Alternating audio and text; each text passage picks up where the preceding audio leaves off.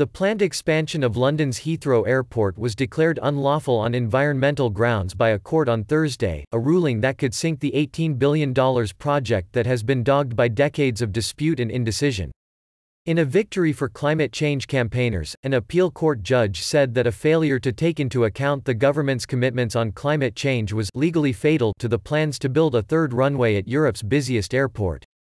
Prime Minister Boris Johnson has been a vociferous opponent of the expansion, which was approved under the previous government. During last year's election campaign, he said he would have to find some way of honoring an old promise to lie down in front of bulldozers at Heathrow to halt the plans. The government said it would not appeal the ruling, raising questions about the future of a project which has been hotly debated in Britain for almost half a century. In order for the new runway to now proceed, the Department for Transport would need to amend its policy statement, but it was silent on the matter on Thursday. "We take seriously our commitments on the environment, clean air and reducing carbon emissions. We will carefully consider this complex judgment and set out our next steps in due course," Transport Minister Grant Shapps said. Heathrow and its supporters argue that Britain's exit from the European Union makes the expansion project critical to ensuring the country can increase trade with the rest of the world. The planned third runway would be the first full-length runway built in the London area for 70 years. Heathrow is the United Kingdom's biggest port by value, accounting for 40% of exports in 2019, but its two runways are operating at full capacity, and the airport will in 2 years be eclipsed as Europe's busiest by Paris, after previous attempts to expand it failed. 10 years ago, a plan for a new runway was scrapped, before a government-appointed commission carried out a 3-year study which again recommended the expansion in 2015, giving rise to the latest project.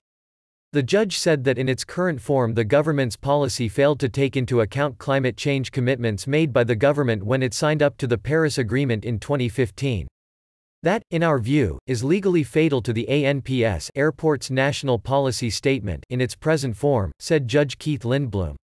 The government will now have to rework the policy if it wants it to go ahead, he added.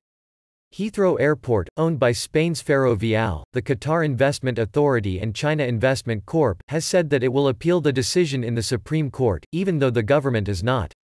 "This is not the end of the road.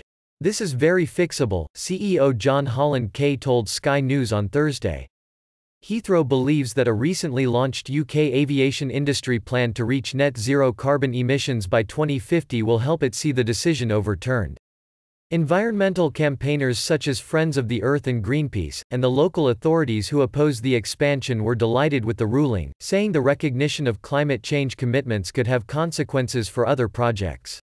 "This judgment has exciting wider implications for keeping climate change at the heart of all planning decisions," said Will Rundle, Friends of the Earth's head of legal. Under the £14 billion ($18.2 billion) expansion plan, Heathrow's new runway would open in 2028. Should it be scrapped, airlines and business groups will be seeking answers on where new capacity can be added as Britain's second busiest airport, Gatwick, south of London, is also full in the summer months. In 2014, Johnson favoured a £112 billion plan to build a new airport in the Thames estuary, but the Airports Commission rejected it as being too expensive, risky and complicated. Global airline industry body International Air Transport Association (IATA) called on Britain to back the Heathrow project. The government must show leadership, back expansion, and ensure that the UK gets the sustainable airport capacity it needs to retain its place as a global trading nation, said IATA's CEO and Director General Alexander de Juniac.